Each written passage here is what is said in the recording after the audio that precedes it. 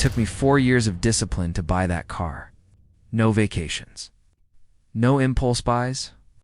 I drove a wheezing old Corolla until the wheels practically begged to retire.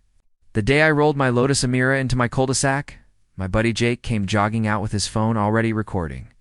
We stood in the driveway admiring the matte silver finish and that deep idol like a well-kept secret. I had been watching videos of that car since my early 20s, imagining the day I could finally afford it. 4 years later, that day had arrived. Comment below which country you are watching from. Enter Rita, not the HOA president. Just an overzealous board member with too much time and a notebook full of grievances. Mid-50s? Always circling the block in her Prius. 2 weeks after I moved in, she stood on my porch with a clipboard and told me my car was loud and lowered property values and ruined the peaceful aesthetic of the neighborhood.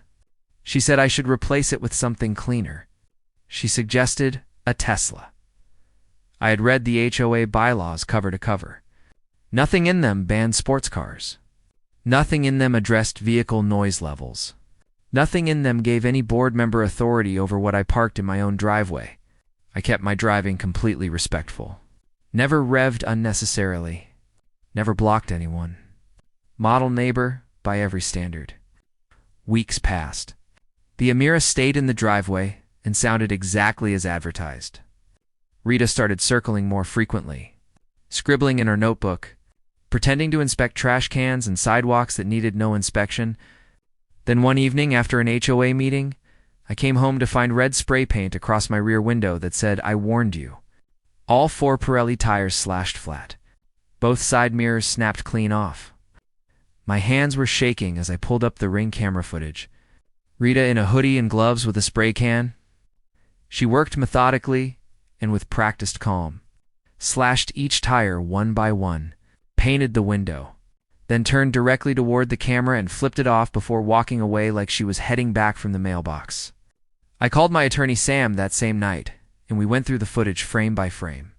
No mistaking the face, the posture, or the smug look at the camera. The damage tally came to over $11,000. $800 for the replacement high-performance Pirellis. $1,200 for both mirror housings. $6,500 for specialist matte finish repaint and detailing, because standard paint shops cannot work on that finish without damaging it. $2,000 for a rental while the car was in the shop. Under California Penal Code 594, damage exceeding $400 constitutes felony vandalism. Under California Civil Code 3333, I could recover every dollar in civil court. We filed both the criminal referral and the civil lawsuit simultaneously. Before the legal process moved forward, I wanted the community to understand exactly who they had been taking direction from. At the next HOA meeting, I plugged my laptop into the projector and played the Ring footage on the wall. Rita sat in her usual chair with her arms folded. When the video showed her methodically working her way through each tire, she said the footage was edited. She said she had been acting under community stewardship and protecting neighborhood peace. Sam spoke from the back row and told the room that under California law what the camera had recorded was a felony, and that she was about to answer for it in a criminal court and a civil court. Rita's face went pale. 2 days later, police served her with a criminal summons at her front door. The look she gave me across the street was no longer the practiced confidence of someone used to getting her way. It was fear. In court, Rita came in with a smile like charm, could erase high-definition video evidence. Sam presented the footage, the repair estimates, and her own handwritten HOA notes about wanting the noisy status. Symbol removed from the neighborhood. The judge said using an HOA position as a pretext to commit felony vandalism was not only unlawful, it was an abuse of community trust. She was convicted under California Penal Code 594, ordered to pay $13,500 in full restitution covering the repairs, the rental, and the legal costs, probation, community service, a brief stint in county jail, 30 days to satisfy the judgment or face property seizure under California Code of Civil Procedure. 2 months later, the blinds at her house stayed shut around the clock. Then a moving truck appeared one morning, and by sundown, Rita was gone. No announcement. No explanation. Just absence. I did not throw a party. I drove the Amira once around the block.